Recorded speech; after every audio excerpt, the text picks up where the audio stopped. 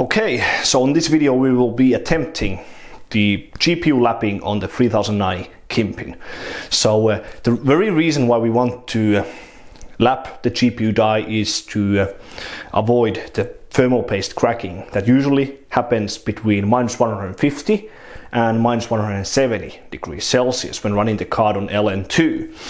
So one of the main reasons that can cause the crack or increase the risk of cracking is the unevenness on the GPU die.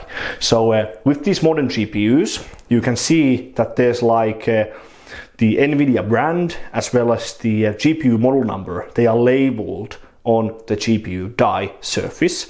You can actually feel them with your fingernail when you try it. They are a bit higher than the rest of the GPU's surface, and that has to be one of the main reasons why the thermal paste tends to crack at the temperature range. For example, the guys over at Brazil who run their Facebook page and YouTube channel called Tech Lab, they lapped their 2080 Ti GPU die as well as the 3090 GPU die now, as they have the Galaxy 3090 Hall of Fame, and they were able to run full pot easily when they lapped the GPU die. Kingpin tried that as well very recently, like a few days ago, and he only lapped the GPU surface a little bit to get the most of the texts off. There's still like a residue of the text, so you can actually see a small portion of the original texts, but you can't feel them anymore. That's what he said, and he was able to go to full pot straight, even when just sitting in the BIOS, in the motherboard's BIOS, and he could stay just in idle on desktop for 2 minutes, like in a row, and still run a test at maximum clocks and so on. So that's definitely the thing we have to at least try, because the guys who used Galaxy Hall of Fame, so OGS, ROF, Tech Lab, they were able to push their card well over like 2850 megahertz on the core and even beyond that. So that really explains that why they can run so high clock is because they are much colder on the temperature than what I am. I was almost passing 2775 at -150. So there's definitely good scaling with the temperature, so I really want to attempt the GPU die lapping. Now I will not be doing it completely on camera because it's a very delicate process. I want to do it completely fine, so I will just show you the basic maneuver and the basic like principles on how to do it. I already tried it briefly with an MSI 5870 Lightning. If you are familiar with the 5870, it has huge labels on the GPU die as well, like ATI, made in Taiwan and so on, and here's how it looks like. So you can see this die has been lapped. You can see some exposed copper at the corners of the shim. This was a test mount with an LN2 container, wrong way around, because these two inductors over here as well as this large cap, they prevent mounting the Kingpin cooling container onto this GPU. So if I wanted to run this card on LN2, I would have to desolder these two chokes as well as this cap and solder them on the other side of the card. But overall the thermal paste spread looks very alright to me. I'm not fully sure what this small portion over here is about. It could happen when I dismount the cooler, but this gunk or thermal paste that came when I unmounted the cooler from the card. But overall this thermal paste spread is absolutely excellent. So I just wanted to try it first with this card that's disposable, so I don't get sad if it dies from this process, and it's completely fine. It can run all of the tests completely fine, as I already said on my previous video. So when I tried my GPU only water block on this card, the temperature at idle was 28 degrees with 1.2 volts on the GPU and 1000 megahertz on the core. And when I ran the 3D Mark 11 graphics test 1, the maximum GPU temperature after that had passed was 31 degrees. So that's 3 degree difference between idle and load. That's absolutely insane result. So it's pretty much the same temperature, idle versus load. So I think that's quite good. You just have to be careful. You should only get rid of the texts, but you shouldn't lap too much, because now even this die is already quite low. It's sitting almost at the same level as this shim over here. This shim can always be removed though, so that's not a problem. We can remove this shim around the GPU if needed be by using razor blade and some heat and so on. And that's another issue that happened with a 7970 that I tried first. Let me show you. So I was going to try this lapping first on a 7970, but there's an issue with a 7970, as with 7970 the GPU does have a shim by default, but with the earliest cards, the shim stands higher than the GPU die itself, so you cannot use a custom cooler that easily. So if you want to use, let's say, a custom water block, an LN2 container, without any copper spacer, you need to remove the shim. And lapping just the GPU die, as this GPU is quite small, is very hard. So when you do like back and forth maneuver with a flat surface where you have attached the sandpaper, it can easily wobble, it doesn't stay like flat. So you can easily make the GPU die a little bit concave, aka the center stands a bit higher than the edges. So I still want to try lapping this die, but I think the only way to lap a die like this that doesn't have a shim properly is to get like a square copper object, attach a sandpaper onto it and just move that square object right and left. I think that's the only way to lap a GPU like this successfully. I only tried lapping this a little bit, but I noticed that it's not going well, so I stopped. So this card still works absolutely fine, but I didn't manage to lap it the way I wanted to, so I need to work on this later. But the good thing about 3090 is that the GPU itself is quite large, and it has a very large shim around it. So this is definitely one of the easiest GPUs to lap because it's very large. Now when talking about the Kingpin card especially, the measurements that you have to take into account are the width between these two inductors over here. So the measurement between these two inductors over here is 7.3 centimeters. I think it was a little bit over 7 centimeters. So you want to get a very flat object where you will attach the sandpaper onto, and then you will just make this kind of back and forth maneuver. So what I did was that I obtained 2 pieces of laminated glass. I went to a local glass store, and the guy over there was kind enough to cut me 2 this size pieces of laminated glass. So the measurements of this piece are 15 centimeters long, 6 centimeters wide, and the width is 0.6 centimeters. So this piece is 2 3mm thick glass panels just attached together. So I got 2 of them, and I used the other piece already with the 5870. So you can see over here, let me show you. You can see here's a 2000 grit sandpaper attached to the piece of glass. So you shouldn't use any rougher sandpaper for this process than 2000 grit. You can use even finer paper to finalize the whole process, like 6000 grit or even 8000.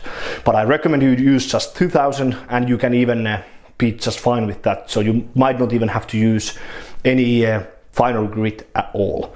So you shouldn't lap too much. Only get rid of the texts, or as minimal as needed to get to full pot temperatures, or to have a better chance on avoiding thermal paste cracking. So I have the bench already set up behind me, so I will show you how the setup looks like when I try to do the lapping, but I will do the actual process off camera just to be certain. I will just show you how to do it. But you have to get the card completely naked and try to clean all of the thermal paste residues around the die itself. You don't want to have any thermal paste residues coming between the sandpaper and the die itself when you do the process. And if you cannot swap the thermal paste, the sandpaper constantly, so if you are going to do the way I am, so moving back and forth, I really recommend you use water. So don't do like dry sanding. I recommend you use water. You can always just clean it or let it to dry, so don't turn on the card when there's some water residues on the card. But I don't recommend dry sanding, as when the residues or the particles from the die come off, you don't want them to move around between the die and the sandpaper, because that can actually cause quite a lot of scratches on the die itself. We don't want them. We want the die to be as flat as possible and as clean as possible.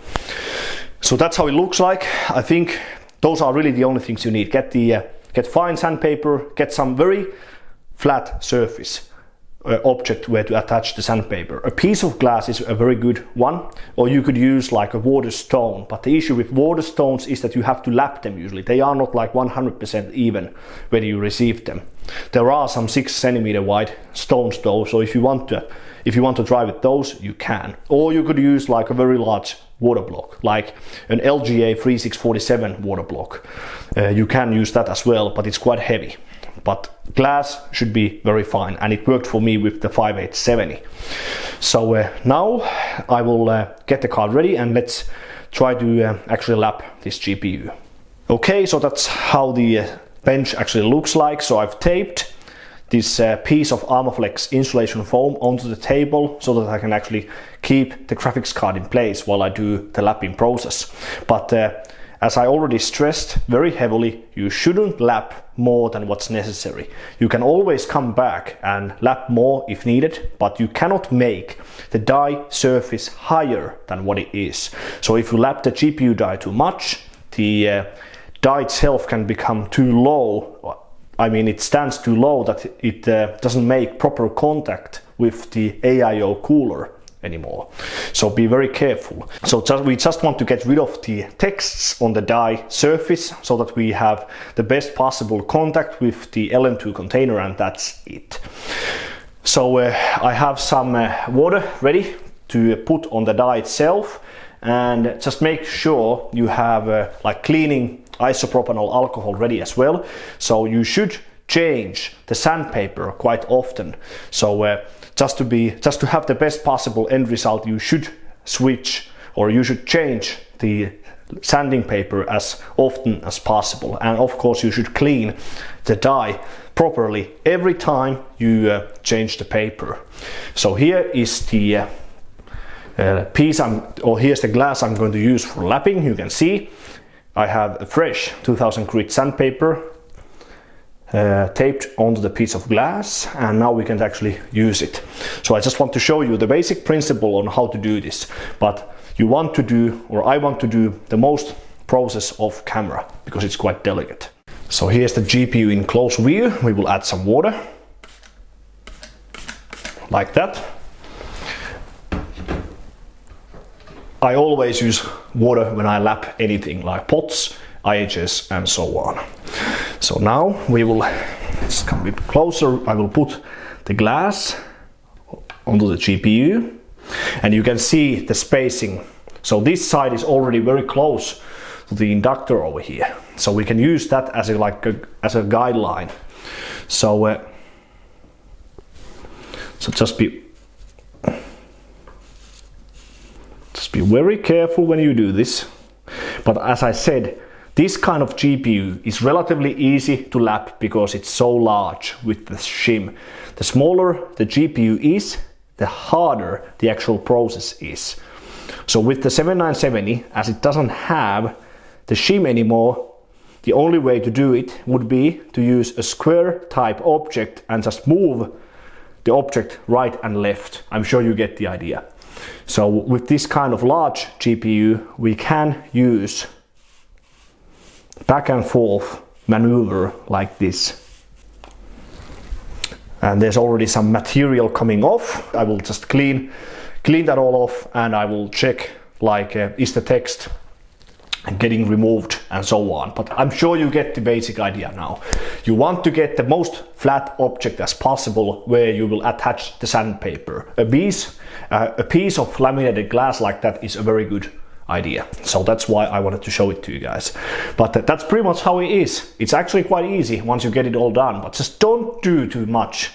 Only what's necessary, and you will definitely get a good end result. Okay, so just to be sure that you know how I'm doing, I keep the pressure at the center of the GPU die like this, and then I just move the piece of glass back and forth like this.